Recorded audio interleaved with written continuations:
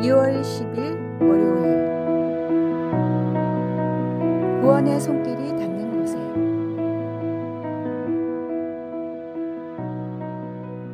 깊은 산속 절벽 근처에 한 젊은 수도자가 살았습니다. 그는 매일 새벽 절벽 끝에 서서 해가 떠오르는 모습을 바라보며 기도했습니다.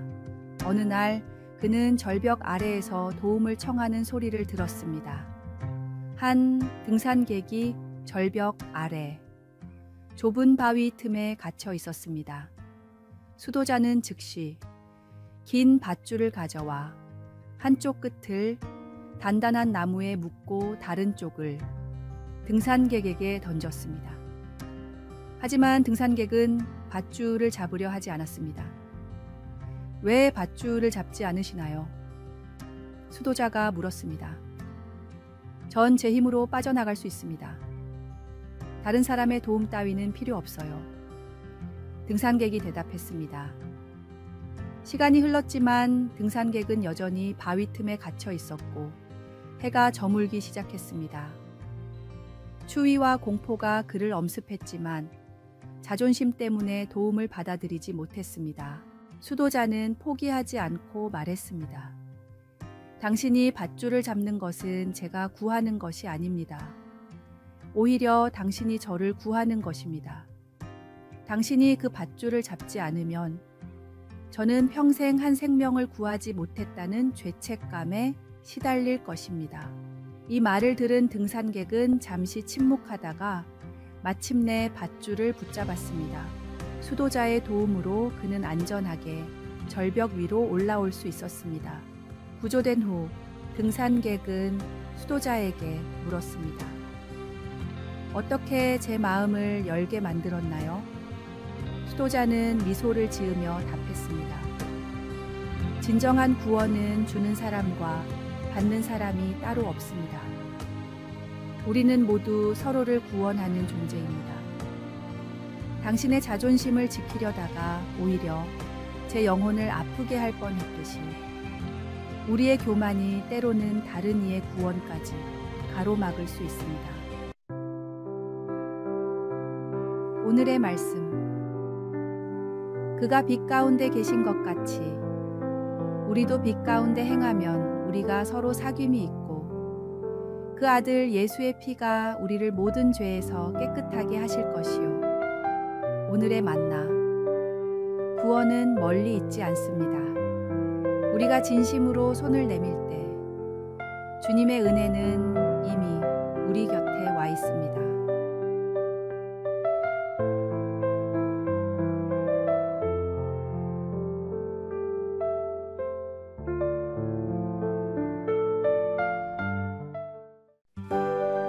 (2월 11일) 화요일 영양폭포.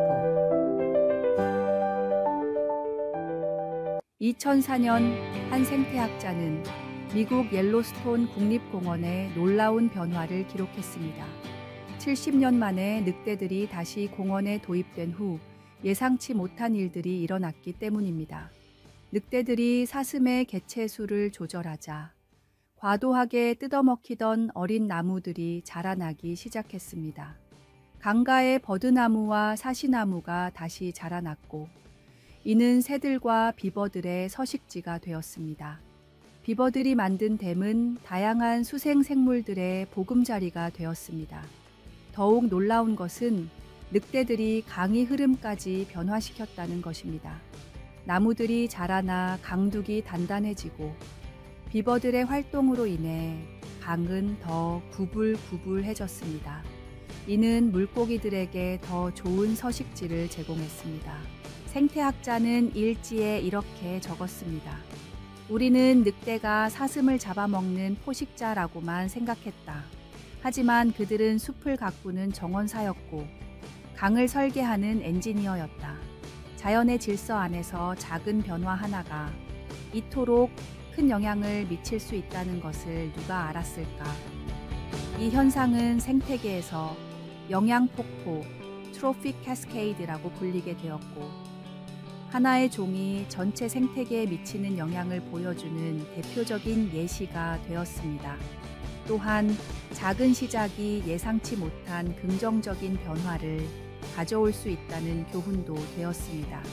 이후 전 세계의 생태학자들은 이를 옐로스톤의 기적이라 부르며 자연 생태계의 복원과 보존에 있어 상호 연결성의 중요함을 강조하게 되었습니다. 때로는 우리가 해로워 보이는 것이 실은 전체의 조화를 위해 꼭 필요한 존재일 수 있는 것입니다. 오늘의 말씀. 작은 일의 날이라고 멸시하는 자가 누구냐? 사람들이 스룹바벨의 손에 다림줄이 있음을 보고 기뻐하리라. 이 일곱은 온 세상에 두루 다니는 여호와의 눈이라 하니라. 오늘의 만나. 모든 존재는 그 자체로 하나님의 창조 안에서 중요한 역할을 맡고 있으며 작은 변화조차도 하나님의 계획 안에서 놀라운 선순환을 이루어낼 수 있습니다.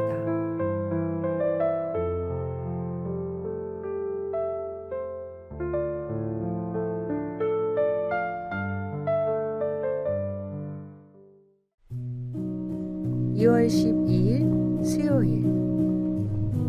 두 형제의 결단.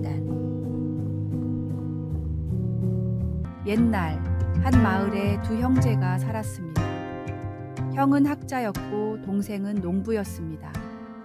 형은 매일 밤늦도록 책을 읽으며 지혜로운 삶에 대해 연구했고, 동생은 이른 새벽부터 밭에 나가 땀 흘려 일했습니다. 어느 날 마을에 큰 가뭄이 찾아왔고, 두 형제는 각자 다른 방식으로 이 시련에 대처했습니다. 형은 고대부터 전해 내려오는 수많은 가뭄 극복 방법들을 연구하며 밤을 새웠습니다. 그는 비를 부르는 의식과 물을 절약하는 방법들을 자세히 기록했고, 마을 사람들에게 그의 연구 결과를 열심히 설명했습니다. 반면 동생은 새벽마다 마른 땅을 더 깊이 파서 수분을 찾았고, 물이 덜 증발하도록 지프로 땅을 덮었으며 가뭄에 강한 작물로 바꾸어 심었습니다. 시간이 흘러 추수의 계절이 되었을 때 형의 밭은 메말라 있었지만 동생의 밭은 푸르게 자란 작물로 가득했습니다. 이를 본 마을의 현자가 말했습니다. 지혜로운 말씀을 아는 것은 귀한 일이지만 그것을 실천하지 않는다면 메마른 땅과 다를 바 없네. 반면 배움은 적지만 행동하는 자는 거친 땅에서도 열매를 맺을 수 있다네. 진정한 지혜는 행함에 있는 것이니라. 이 이야기는 많이 알고 있다는 것보다 적게 알더라도 실천하는 것이 더 중요하다는 교훈을 전하고 있습니다. 야고보서의 말씀처럼 말씀을 행하는 자가 되고 듣기만 하여 자신을 속이는 자가 되지 말라는 진리를 보여주는 것입니다. 오늘의 말씀.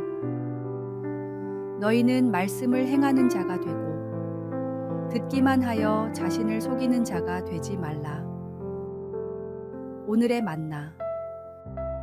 지혜는 머리로 배우는 것이 아니라 손과 발로 실천할 때 열매를 맺습니다. 배움보다 중요한 것은 그것을 행동으로 옮기는 용기입니다.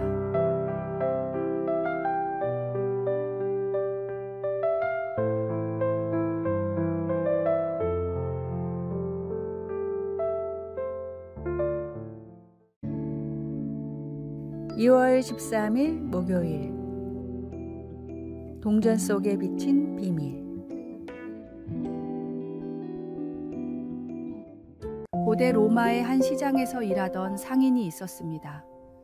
그는 매일 아침 자신의 가게 앞을 쓸며 하루를 시작했는데 어느 날 한 늙은 노예가 그의 가게 앞에서 쓰러진 것을 발견했습니다. 노예는 며칠 동안 먹지 못해 지쳐 있었고 상인은 그를 일으켜 물과 빵을 건네주었습니다. 노예는 감사의 표시로 자신이 간직하고 있던 오래된 동전 하나를 상인에게 주었습니다. 이 동전에는 비밀이 있습니다. 당신이 누군가에게 친절을 베풀 때마다 이 동전을 바라보세요. 그러면 놀라운 일이 일어날 것입니다. 상인은 그 말을 믿지 않았지만 동전을 받아 주머니에 넣어두었습니다.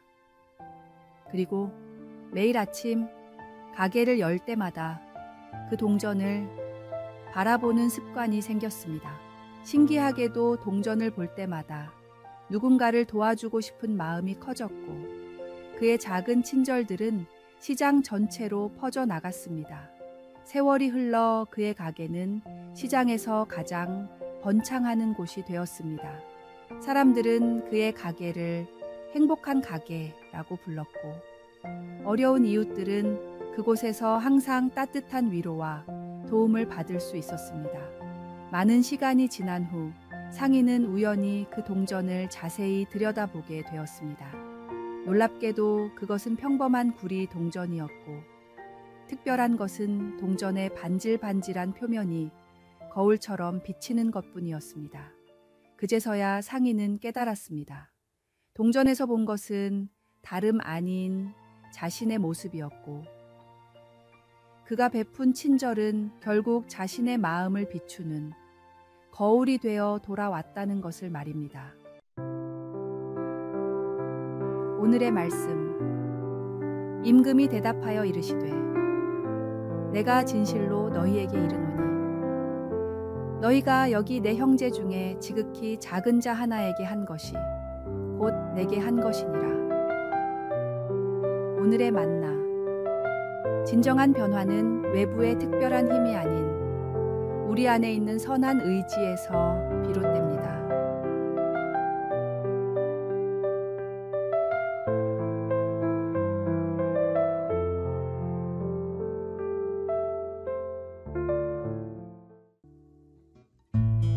(2월 14일) 금요일. 씨앗의 여행. 어느 봄날 바람을 타고 날아온 세 개의 씨앗이 있었습니다. 첫 번째 씨앗은 스스로를 장미라고 확신했고 두 번째 씨앗은 자신이 소나무라 믿었으며 세 번째 씨앗은 자신의 정체를 알지 못했습니다.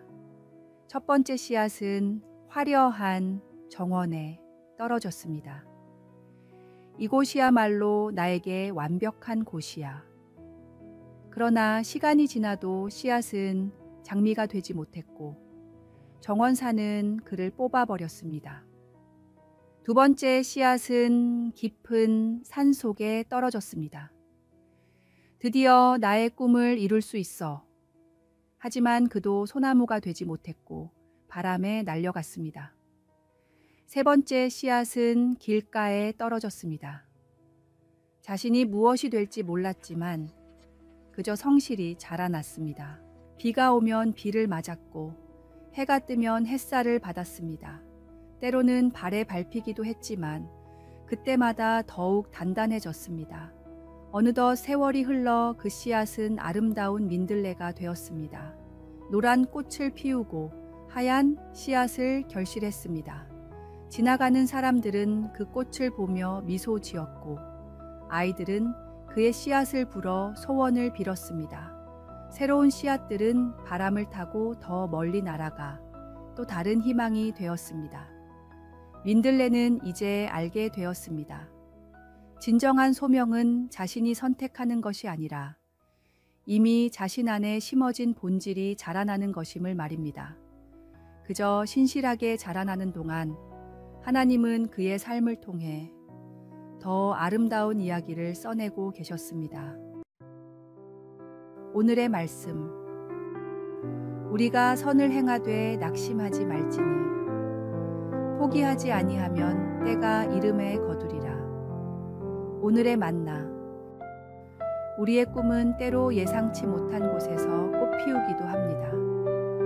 그 과정을 신뢰하며 기다리는 것 또한 하나님이 주신 지혜입니다.